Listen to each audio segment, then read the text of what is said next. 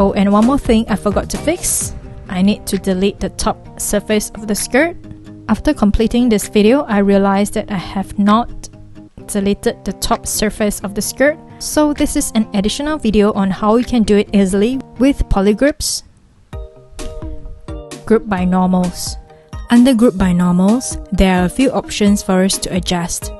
This is the slider that sets the maximum range of angle, within which the polygon faces should be considered as one polygroup, so the threshold is 45 degrees. Below that angle, one polygroup, and above that angle, another polygroup. I have here only two surfaces. The first is the top of the cylinder, and the second the sides.